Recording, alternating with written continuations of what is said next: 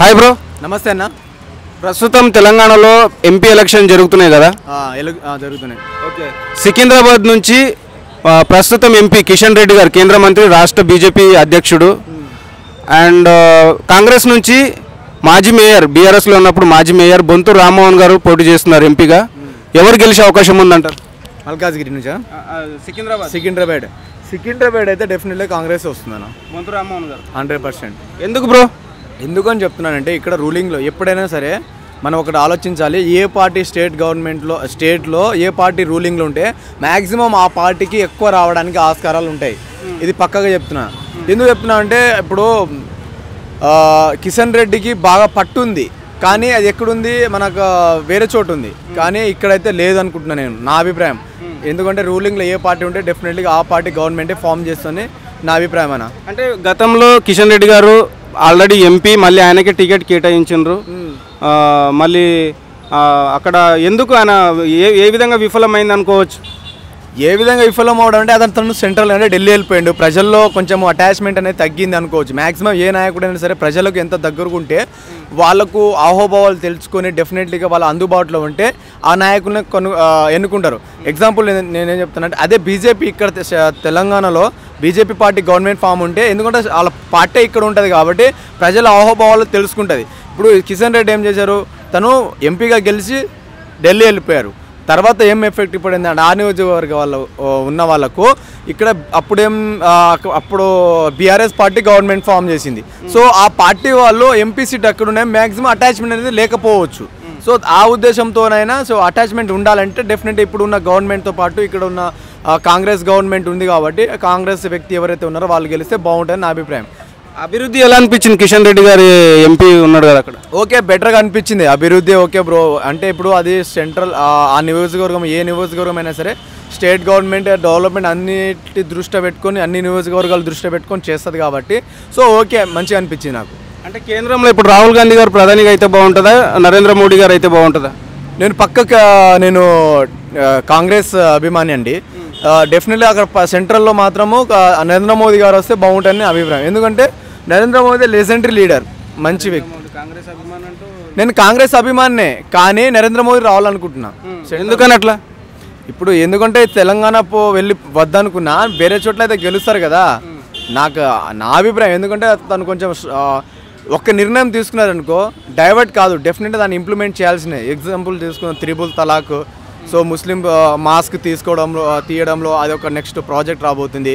So ఇప్పుడు surgical strikes ఏ దానికైనా సరే నరేంద్ర మోడీ భయపడడు, వెళ్ళిపోతాడు. తను ఏది చెప్తే అదే శాసనం. సో బిల్లులు మెంబర్ ఆఫ్ టైం, గతంలో కాంగ్రెస్ పరిపాలనలో ఉన్నప్పుడు మెంబర్ ఆఫ్ టైం రాజ్యసభలో బిల్లులు వీగిపోవడము చాలా జరుగుతాయి. సో ఏదో ఒక చోట జరిగి మొత్తానికైతే మళ్ళీ బిల్లు అంటే పాస్ కాకపోవడం చాలా జరుగుతాయి. కానీ అదే నరేంద్ర మోదీ మ్యాక్సిమం 99% ఏ బిల్లు అయితే పెట్టిండో ఎక్కడ వీగిపోకుండా డెఫినెట్గా 100% తూచ తప్పకుండా అమలైనాయి. ఫైనల్గా అయితే సికింద్రాబాద్లో బొంతు రామ్మోహన్ గారు గెలుస్తారని అంటున్నారు. డెఫినెట్లీ గెలుస్తారన్న. ఓకే బ్రో, థ్యాంక్స్ అండి. సార్ నమస్కారం. సార్ నమస్తే. ప్రస్తుతం తెలంగాణ ఎంపీ ఎలక్షన్స్ సికింద్రాబాద్ సెగ్మెంట్లో కాంగ్రెస్ నుంచి మాజీ మేయర్ బొంతు రామ్మోహన్ గారు ఎంపీగా పోటీ చేస్తున్నారు. ప్రస్తుతం ఎంపీ కిషన్ రెడ్డి గారు కూడా ఆల్రెడీ టికెట్ డిక్లేర్ అయిపోయింది. ఎవరు గెలిచే అవకాశం ఉంది సికింద్రాబాద్ సెగ్మెంట్లో?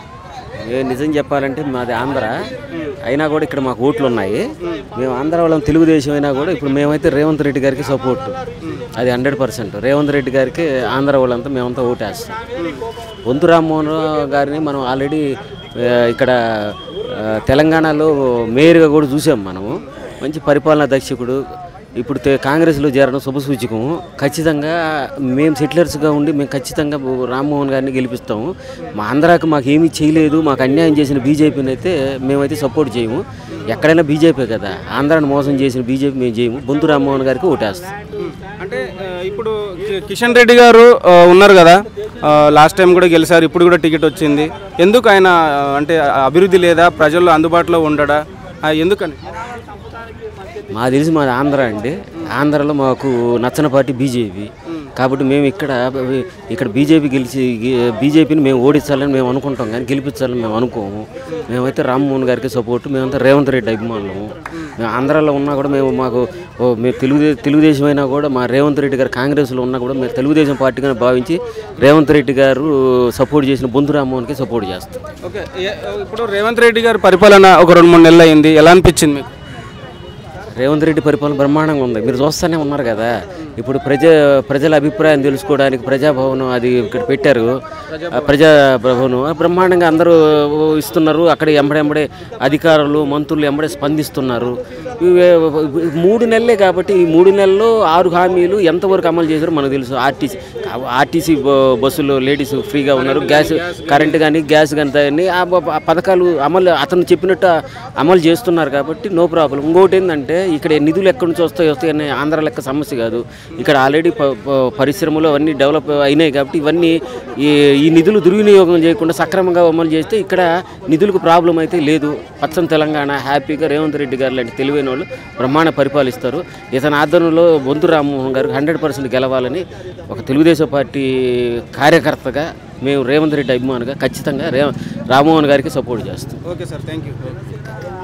బీజేపీ తరపు నుంచి కిషన్ రెడ్డి గారు, కాంగ్రెస్ నుంచి బొంతు రామ్మోహన్ గారు ఎంపీగా కంటెస్టెంట్ చేస్తున్నారు.